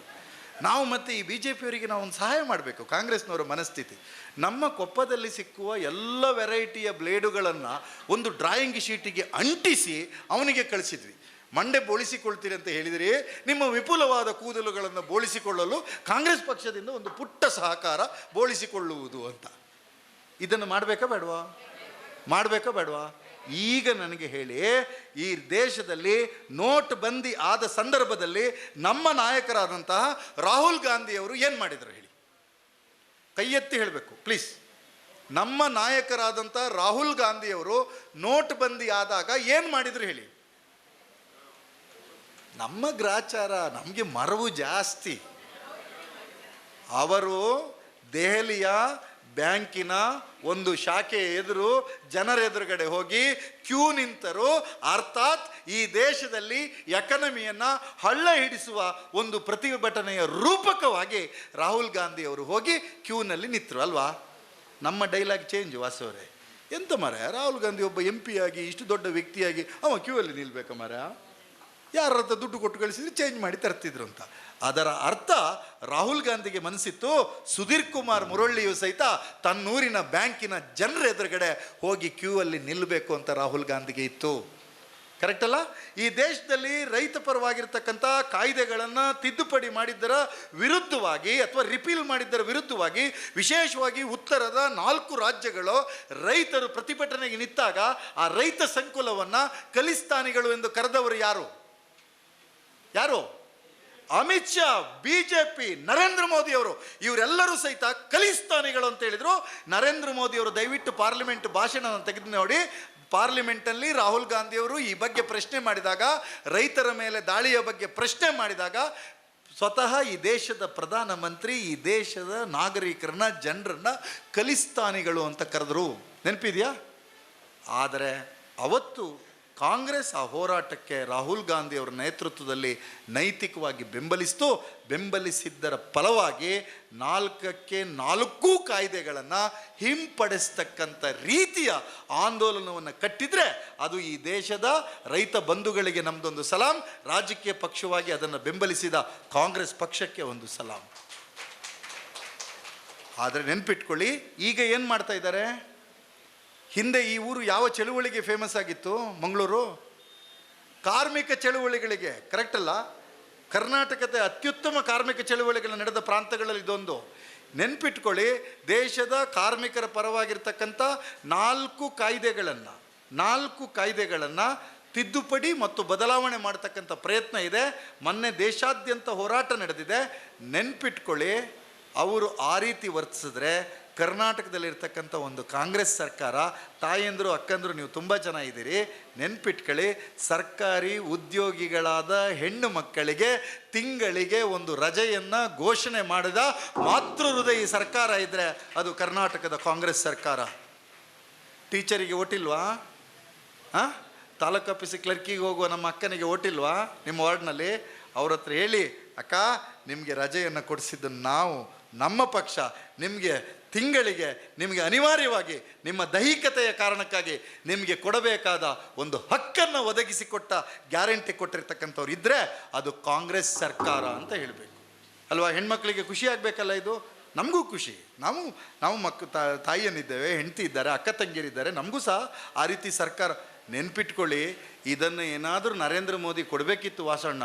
ಈ BJPಯವ್ರದ್ದು ಇಲ್ಲಿ ಒಂದು ಗಡಿಯಾರ ಸರ್ಕಲ್ನಲ್ಲಿ ಒಂದು ಮೆರವಣಿಗೆ ಸ್ಟಾರ್ಟ್. ಯಾವ ರೀತಿ ಮೆರವಣಿಗೆ? GSTಯನ್ನು ತಂದದ್ದು ನಾವೇ, ಆದರೆ ಆ ಕಾಯ್ದೆಯನ್ನು ನಿಯಮಾವಳಿಗಳನ್ನು ಸರಿಕಟ್ಟು ಮಾಡಬೇಕು ಅಂತ ವಾದವನ್ನು ಕಾಂಗ್ರೆಸ್ ಮೊದಲಿನಿಂದ ಕೊನೆಯವರೆಗೂ ಮಾಡ್ತಾ ಬಂದಿತ್ತು. ಇವು ಪುಣ್ಯಾತ್ಮರಿಗೆ ಜಾಗೃತಿಯಾಗಿದ್ದು ಮೊನ್ನೆ ಜಾಗೃತಿಯಾಗಿ GST ನಿಯಮಗಳನ್ನು ಸ್ವಲ್ಪ ತಿದ್ದುಪಡಿ ಆದ ಕೂಡಲೇ ಈ ನಿಮ್ಮ ಬ್ರಿಜೇಶ್ ಔಟ ಎಂಥದ್ದು ವೇದವ್ಯಾಸ ಕಾಮತ್ತು ಎಂಥ ಇವರು ಪುರುಸೊತ್ತಿಲ್ಲದೆ ಕರಪತ್ರ ಹಿಡಿದು ಅಂಗಡಿಯವರಿಗೆ ಸುಲಭ, ರೈತರಿಗೆ ಲಾಭ, ಬಳಕೆದಾರರಿಗೆ ಲಾಭ ಅಂತ ಕರಪತ್ರ ಹಂಚಿದ್ರೆ ಇಲ್ಲ? ಹಂಚಿದ್ರು. ನೆನ್ಪಿಟ್ಕೊಳ್ಬೇಕು, ನಾನು ಈಗಲೂ ಪದೇ ಹೇಳ್ತೇನೆ, ಜಾತಿ ಗಣತಿಯನ್ನು ಮಾಡ್ತೇವೆ ಅಂತ ಹೇಳಿ ಘೋಷಣೆ ಮಾಡಿದ್ದು ಯಾರು ಹೇಳಿ ಘೋಷಣೆ ಮಾಡಿದ್ದು? ಕಾಂಗ್ರೆಸ್. ರಾಹುಲ್ ಗಾಂಧಿ ಅವರು ಹೇಳಿದ್ರು. ಕರ್ನಾಟಕದಲ್ಲಿ ಅದನ್ನು ಮಾಡ್ತೀವಿ ಅಂತ ಹೇಳ್ಕೊಳ್ಳಿ, ವೇದವ್ಯಾಸ ಕಾಮತ್ತದು ಶುರುವಾಯಿತು. ಜಾತಿಗಳ ಆಧಾರದಲ್ಲಿ ಸಮಾಜವನ್ನು ಒಡೆಯುತ್ತಿರತಕ್ಕಂಥ ಕಾಂಗ್ರೆಸ್ ಸರ್ಕಾರಕ್ಕೆ ಹೂ ಅಂತ ಹೇಳಲಿಕ್ಕೆ ಶುರು ಮಾಡಿದರು. ಕರೆಕ್ಟ್ ಅಲ್ಲ ವೇದವ್ಯಾಸ ಕಾಮತ್ತು? ಅಷ್ಟೊತ್ತಿಗೆ ನರೇಂದ್ರ ಮೋದಿಯವರು ನಾನು ಸಹ ಜಾತಿ ಗಣತಿ ಮಾಡ್ತೇವೆ, ವೇದವ್ಯಾಸ ಕಾಮತ್ತದು ಪುಂಗಿ ಚೇಂಜ್. ಏನು ಹೇಳಿ, ನಾವು ನರೇಂದ್ರ ಮೋದಿಯವರ ಕಾರಣದಿಂದ ಜಾತಿ ಗಣತಿ ಪ್ರಾರಂಭ ಅಂತ. ಎಂಥ ಗ್ರಾಚಾರ!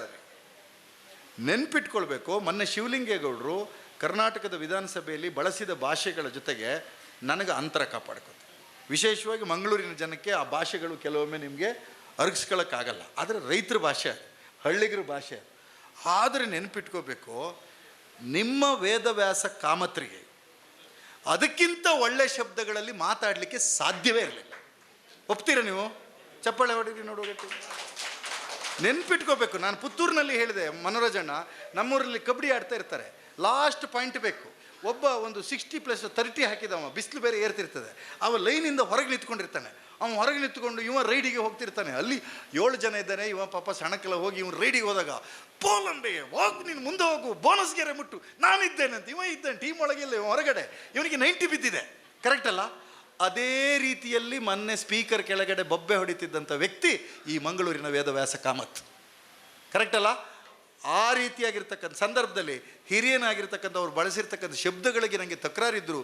ಮಾರನೇ ದಿವಸ ಕನ್ನಡದ ಒಂದೇ ಒಂದು ಪ್ರಿಂಟ್ ಮೀಡಿಯಾ ಸಹಿತ ಶಿವಲಿಂಗೇಗೌಡರು ಬಳಸಿದ ಭಾಷೆಯ ಬಗ್ಗೆ ಒಂದೇ ಒಂದು ಆಕ್ರೋಶದ ಶಬ್ದಗಳನ್ನು ಬರೆಯದೆ ಸಾಮಾಜಿಕ ಜಾಲತಾಣದೊಳಗೆ ದಿನ ಬೆಳಗ್ಗೆ ಆಗೋದ್ರೊಳಗೆ ಶಿವಲಿಂಗೇಗೌಡರು ಹೀರೋ ಆಗಿ ಹೋದರು. ಅಂದರೆ ಅವರ ಮನಸ್ಥಿತಿ, ಅವರ ನಡವಳಿಕೆಯ ವಿರುದ್ಧ ಜನಮಾನಸ ಇದೆ ಅನ್ನೋದು ಅರ್ಥ. ಈಗ ನನಗೆ ಅವರು ಹೇಳಿದರು, ನಮ್ಮ ಬ್ಯಾರಿ ಅಕಾಡೆಮಿ ಅಧ್ಯಕ್ಷರು, ಇವರು ಏನೋ ಸರ್ವೆ ಮಾಡಿದ್ದಾರಂತೆ, 50 ವಿಧಾನಸಭೆ ಕ್ಷೇತ್ರಗಳಲ್ಲಿ ಸರ್ವೆ ಮಾಡಿದ್ದಾರಂತೆ. ಅವರು ನನಗೊಂದು ಭಾರಿ ವಿಶ್ವಾಸವನ್ನು ಹೇಳಿದರು, ನಾವು ಚೆನ್ನಾಗಿ ಕೆಲಸ ಮಾಡಿದರೆ ಕರ್ನಾಟಕದಲ್ಲಿ ಬರುವ ಬಾರಿ 150 ಸ್ಥಾನಗಳನ್ನು ಕಾಂಗ್ರೆಸ್ ಪಡೆಯುವ ಸಾಧ್ಯತೆ ಇದೆ ಅಂತೇಳಿ. 150 ಸ್ಥಾನಗಳು ಪಡೆಯುತ್ತೆ ಅಂತ ಅದರ ಅರ್ಥ ಸುಳ್ಯನೂ ಗೆಲ್ಲುತ್ತೆ, ಕಾಪುನು ಗೆಲ್ಲುತ್ತೆ, ಮಂಗಳೂರು ಗೆಲ್ಲುತ್ತೆ, ಸುರತ್ಕಲ್ಲು ಗೆಲ್ಲುತ್ತೆ ಅನ್ನುವಂಥ ಅರ್ಥವನ್ನು ನಾವು ನೆನಪಿಟ್ಕೊಳ್ಬೇಕು. ಇದನ್ನು ಇಟ್ಕೊಂಡು ಭರವಸೆಯಿಂದ ನಾವು ಕೆಲಸವನ್ನು ಮಾಡಬೇಕು. ನನಗೆ ಒಂದು ಭಾಷೆ ನೀವು ನೆನಪು ಮಾಡಿಕೊಡಿ, ನಾನು ಬಂದಿದ್ದಕ್ಕೆ ಮತ್ತು ಆ ಕೆಲಸ ಮಾಡಲಿಕ್ಕೆ ನಾನು ಕೈಗೂಡಿಸ್ಲಿಕ್ಕೆ ರೆಡಿ ಇದ್ದೇನೆ. ದಯವಿಟ್ಟು ನಾವು ಅವರು ಮಾಡಿದ ಸಮಾಜೋತ್ಸವ RSSಗೆ 100 ತುಂಬಿದ್ದ ಲೆಕ್ಕದಲ್ಲಿ ನಾನು ಒಬ್ಬರ ಹತ್ರ ಕೇಳಿದೆ ನಮ್ಮೂರಲ್ಲಿ, ಅದು ಎಂತಕ್ಕೆ ಮಾರೆ RSSಗೆ ತುಂಬಿದ್ದಕ್ಕೆ 100 ತುಂಬಿದ್ದಕ್ಕೆ ಅಂತ ಬ್ಯಾನರಲ್ಲಿ ಹಾಕಲಿಲ್ಲ. ಈ ಸುಮಾರು ಜನ ಸ್ವಾಗತ ಸಮಿತಿಗೆ ಬರೋದಿಲ್ಲ ಮಾರ್ರೆ ಅಂತ. ಯಾಕೆ? ಅವರು RSS BJP ಅಂತ ಇರೋದು ಬೇಡ, ಹಿಂದೂ ಅಂತ ಇದ್ದರೆ ಬರ್ತೀವಿ ಅಂತ. ಇವು ಹಾಗೆ ಹಾಕ್ಕೊಂಡು ಹೋಗಿದ್ದಾರೆ. ನೆನ್ಪಿಟ್ಕೊಳ್ಳಿ, ಅವರಿಗೂ ಸಹಿತ ಸ್ಪಷ್ಟವಾಗಿ ಗೊತ್ತಾಗಿದೆ, ಅವರ ವಿಚಾರವನ್ನು ಜನ ನಿರಾಕರಿಸುತ್ತಿದ್ದಾರೆ. ಆ ನಿರಾಕರಿಸಿರುವ ಒಂದು ದ್ಯೋತಕ ಅಂದರೆ ನಮ್ಮ 56 ಇಂಚಿನ ನರೇಂದ್ರ ಮೋದಿಯವರು ಮೊನ್ನೆ ಲೋಕಸಭೆಯಲ್ಲಿ ರಾಷ್ಟ್ರಪತಿಗಳ ವಂದನಾ ನಿರ್ಣಯದ ಸಂದರ್ಭದಲ್ಲಿ ಭಾಷಣ ಮಾಡಬೇಕಾದಂಥ ನರೇಂದ್ರ ಮೋದಿಯವರು ಲೋಕಸಭೆಯಲ್ಲಿ ನರೇಂದ್ರ ಮೋದಿಯವರು ಇದ್ದಾರೆ, ರಾಹುಲ್ ಗಾಂಧಿ ಇದ್ದಾರೆ ಅನ್ನೋ ಕಾರಣಕ್ಕಾಗಿ ರಾಜ್ಯಸಭೆಗೆ ಹೋಗಿ ಭಾಷಣ ಕುಟ್ಟಿ ಬಂದರು. ಅವರೊಬ್ಬರು ಸ್ಪೀಕರ್ ಇದ್ದಾರೆ, ಸ್ಪೀಕರ್ ಬಗ್ಗೆ ನಾವು ಹಾಗೆ ಹೇಳಬಾರ್ದು, ಆದರೂ ಸಹಿತ ಹೇಳ್ತೇನೆ, ಹೇಳದೇ ಇರುವ ಅನಿವಾರ್ಯತೆ ಇಲ್ಲ. ಆ ಸ್ಪೀಕರ್ ಹೇಳ್ತಾರೆ, ನಾನೇ ಮೋದಿಯವ್ರನ್ನ ಬರಲಿಕ್ಕೆ ಬೇಡ ಅಂತ ಹೇಳಿದ್ದು, ಯಾಕಂದರೆ ಬಂದಿದ್ರಿ ಈ ಕಾಂಗ್ರೆಸ್ಸಿನ ಮಹಿಳಾ ಸಂಸದರೆಲ್ಲ ಸೇರಿ ಅವರನ್ನು ಅಟ್ಯಾಕ್ ಮಾಡ್ತಿದ್ರು. ಅದನ್ನು ಅಟ್ಯಾಕ್ ಮಾಡಲಿಕ್ಕೆ ಇದು ಏನು ನಮ್ಮ ಮಂಗಳೂರಿನ ಪುರಭವನದ ಸರ್ಕಲ್ಲ ಏನು? ನಮ್ಮ ಲೋಕಸಭೆಯಲ್ಲೇ ಒಬ್ಬ ಪ್ರಧಾನಮಂತ್ರಿಗೆ ಭಯ ಇದೆ ಅಂದರೆ ಇವರು 56 ಇಂಚಿನ ಬಗ್ಗೆ ಡೌಟ್ ಇದೆ. ಡೌಟು ಇನ್ನೂ ವಿಸ್ತೃತವಾಗಿದೆ. ಮುನೀರವರು ನನಗೆ ಕಾರಲ್ಲಿ ಬರುವಾಗ ಹೇಳಿದರು, ಇವರು ಹೆದರುತ್ತಿರುವುದನ್ನು ನೋಡಿದರೆ ಆ ಎಪ್ಸ್ಟಿನ್ ಫೈಲಲ್ಲಿ ಅಣ್ಣಾ ಬಾಂಡ್ ಸಿಕ್ಕಿಬಿದ್ದಿದ್ದಾರೆ. ಧೈರ್ಯವಾಗಿ ಹೇಳಿ, ಏನೂ ಆಗೋದಿಲ್ಲ, ಏನಾದರೂ ನಾನು ವಕೀಲನಾಗಿ ನಿಮ್ಮನ್ನು ಡಿಫೆಂಡ್ ಮಾಡ್ತೇನೆ. ಸಿಕ್ಕಿಬಿದ್ದಿದ್ದಾರೆ. ಆದ್ದರಿಂದ ಮೊನ್ನೆ ಯಶವಂತ್ ಸಿನ್ಹಾ ಅವರು ದಯವಿಟ್ಟು ನೋಡಿ, ನೀವು ಅವರು ಯಾವುದೇ ಪಕ್ಷ ಇರಲಿ, BJPಯ ಫಿನಾನ್ಸ್ ಮಿನಿಸ್ಟರ್ ಆಗಿದ್ದರು. ಮಾರನೇ ದಿವಸ ಒಂದು ಇಂಟರ್ವ್ಯೂ ಕೊಟ್ಟಿದ್ದಾರೆ ನೋಡಿ, ಒಂದು ಇಂಗ್ಲೀಷ್ ವೆಬ್ ಚಾನಲ್ಗೆ. ತುಂಬ ಸ್ಪಷ್ಟವಾಗಿ ಹೇಳಿದ್ದಾರೆ, ರಾಹುಲ್ ಗಾಂಧಿಯವರು ಒಬ್ಬ ಯಶಸ್ವಿ ವಿರೋಧ ಪಕ್ಷದ ನಾಯಕ ಅನ್ನೋದು ಮೊನ್ನೆ ಒಂದೇ ದಿನದ ಅವರ ಕೌಂಟರ್ನಲ್ಲಿ ಅವರು ಅದನ್ನು ರುಜುವಾತುಪಡಿಸಿದ್ದಾರೆ. ಮತ್ತು ಈ ದೇಶದ ಜನ ಈ BJPಗರ ಸುಳ್ಳುಗಳನ್ನು ಜನ ಈಗ ಅರ್ಥ ಮಾಡಿಕೊಳ್ಳಲಿಕ್ಕೆ ಪ್ರಾರಂಭ ಮಾಡಿದ್ದಾರೆ ಅಂತ ಯಾರು ಹೇಳಿದ್ದು? ಯಶವಂತ್ ಸಿನ್ಹಾ. ಮೊದಲೊಬ್ಬರು ಇದ್ದರು, ಆಧಾರ್ ನಿರಾಧಾರ್ ಅಂತ ಒಬ್ಬರು ಟೈಟ್ಲ್ ಕೊಟ್ಟವ್ರು ಯಾರು ಹೇಳಿ? ಈ ದೇಶದಲ್ಲಿ ನಾವು ಆಧಾರ್ ತಂದಾಗ ಮರಿತೀರ ನೀವೆಲ್ಲ? ಸುಬ್ರಹ್ಮಣ್ಯ ಸ್ವಾಮಿ ಬೆಂಗಳೂರಿನ ಮಿಥಿಕ್ ಸೊಸೈಟಿಯ ಸಭೆಯಲ್ಲಿ ಆಧಾರ್ ನಿರಾಧಾರ್ ಅಂತ ಕೋಟನ್ನು ಮಾಡಿದ್ರು ಅವರು. ಅದೇ ಸುಬ್ರಹ್ಮಣ್ಯ ಸ್ವಾಮಿಯವರು ಅದೇ BJP ಪಕ್ಷದಲ್ಲಿದ್ದುಕೊಂಡು ಹೇಳ್ತಾ ಇದ್ದಾರೆ, ನರೇಂದ್ರ ಮೋದಿಯಿಂದ ದೇಶಕ್ಕೆ ಅಪಾಯ ಇದೆ, BJPಯವರಿಗೆ ಆಡಳಿತ ಮಾಡಲಿಕ್ಕೆ ಬರೋದಿಲ್ಲ ಅಂತ. ಹೌದಲ್ಲ? ನಾವು ಈಗ ಗಟ್ಟಿಯಾಗಿ ಮಾತನಾಡ್ತಕ್ಕಂಥ ಸಮಯ, ಗಟ್ಟಿಯಾಗಿ ಪ್ರಶ್ನೆಯನ್ನು ಕೇಳ್ತಕ್ಕಂಥ ಸಮಯ. ನಾವು ಈಗ ಅದನ್ನೇ ನಮ್ಮ ಡೆನ್ನಿಸ್ ಅವರು ಹೇಳಿದರು, ನಾನು ಅದನ್ನೇ ಹೇಳಿದೆ, ಸ್ವಲ್ಪ ನಮ್ಮವರು ಹೆಚ್ಚು ಮಾತಾಡಲಿಕ್ಕೆ ಕೆಲವು ಪಾಯಿಂಟ್ ಹೇಳಿಕೊಂಡು ಹೋಗೋಣ. ಇದನ್ನು ಜನರ ಎದುರುಗಡೆ ನೀವು ಗಟ್ಟಿಯಾಗಿ ಮಾತಾಡಬೇಕು. ಜನರ ಎದುರುಗಡೆ ಗಟ್ಟಿಯಾಗಿ ಮಾತಾಡಬೇಕು.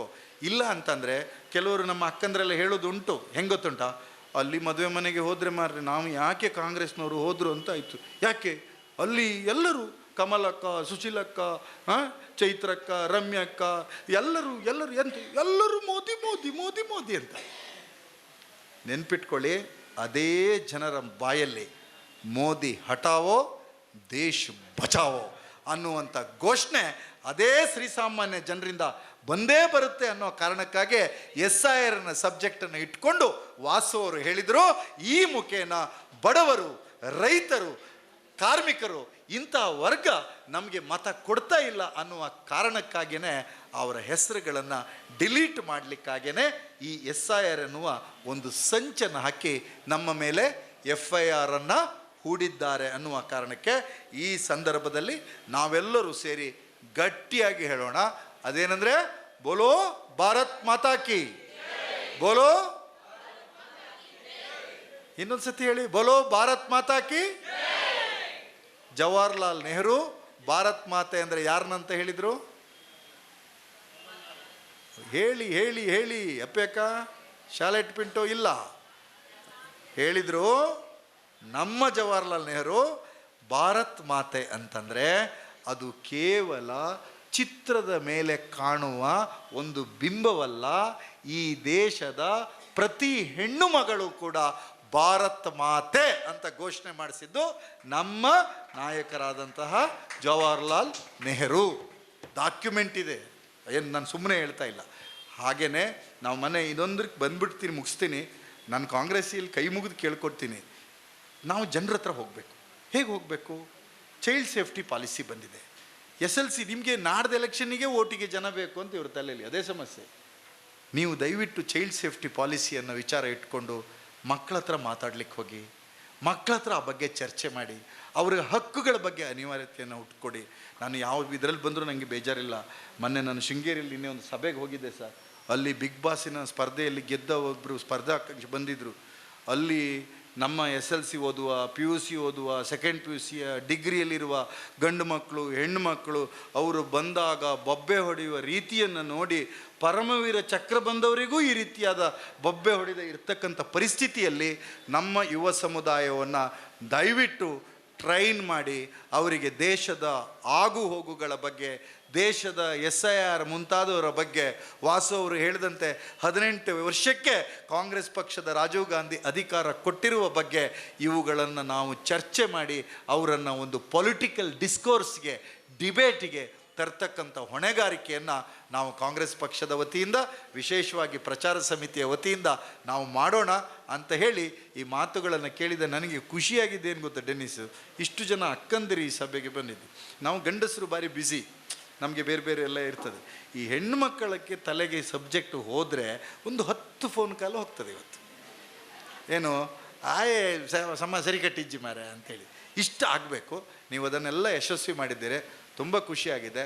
ಸ್ವರ್ಕೆ ಅವರು, ಮೋಸ್ಟ್ಲಿ ಮುನೀರವರು ಇದನ್ನು ಯಶಸ್ವಿಯಾಗಿದೆ ಅನ್ನುವಂಥದ್ದು ಸೆಮಿನಾರನ್ನ ರೀತಿಯಲ್ಲಿ ಭಾವಿಸ್ಕೊಳ್ತಾರೆ ಅಂತ ಯೋಚನೆ ಮಾಡ್ತೇವೆ. ಮತ್ತು ಪ್ರಚಾರ ಸಮಿತಿಯ ದೃಷ್ಟಿಯಿಂದ ಸ್ವರ್ಕೆಯವರ ನೇತೃತ್ವದಲ್ಲಿ ದಕ್ಷಿಣ ಕನ್ನಡ ಜಿಲ್ಲೆಯನ್ನು ಸಂಘಟನೆಯ ದೃಷ್ಟಿಯಿಂದ 2 ಜಿಲ್ಲೆಯಾಗಿ ವಿಭಜಿಸಿ ಮಂಗಳೂರು ಮತ್ತು ಮಂಗಳೂರು ಗ್ರಾಮಾಂತರ ಅಂತ ಮಾಡಿದ್ದಾರೆ. ಮಂಗಳೂರಿಗೆ ಡೆನ್ನಿಸ್ ಅವರನ್ನ ಅಧ್ಯಕ್ಷರು ಮಾಡಿದರೆ, ಅಲ್ಲಿ ಗ್ರಾಮಾಂತರಕ್ಕೆ ಮೊಹಮ್ಮದ್ ಅಲಿ ಅವರನ್ನ ಅಧ್ಯಕ್ಷರನ್ನಾಗಿ ಮಾಡಿದ್ದಾರೆ. ಇದೆಲ್ಲವೂ ಸೇರಿ ನನಗೆ ಈ 2 ಜಿಲ್ಲೆಗೆ ಸಣ್ಣಕ್ಕೆ ಒಂದು ಉಸ್ತುವಾರಿ ಅಂತ ಹಾಕಿದ್ದಾರೆ. ಹಾಗಾಗಿ ಅದನ್ನು ನಾನು ಮುಂದುವರಿಸಿ ಹೇಳ್ತಾ ಇದ್ದೇನೆ. ದಯವಿಟ್ಟು ಎಲ್ಲರೂ ಸಹಿತ ಸಹಕಾರ ಕೊಡಿ, ಗಟ್ಟಿಯಾದಂಥ ಚಟುವಟಿಕೆಯನ್ನು ಮಾಡೋಣ. 100,000 ಜನ ಅಲ್ಲ, 50 ಜನರನ್ನು ಕೂರಿಸಿಕೊಂಡು ಚರ್ಚೆ ಮಾಡುವ ನಿಟ್ಟಿನಲ್ಲಿ ವಿತೌಟ್ ಮೈಕ್, ವಿತೌಟ್ ಚಾನಲ್ ನಾವು ಕೂತು ಚರ್ಚೆ ಮಾಡಿ ಜನರ ಜಗಲಿಯಲ್ಲಿ, ಕಟ್ಟೆಯಲ್ಲಿ ಕೂತು ವಿಚಾರಗಳನ್ನು ಬಿತ್ತುವ ಕೆಲಸವನ್ನು ಮಾಡುವ. ಎಲ್ಲರಿಗೂ ಸಹಿತ ನಮಸ್ಕಾರಗಳು. Thank you. ಬಂಧುಗಳೇ.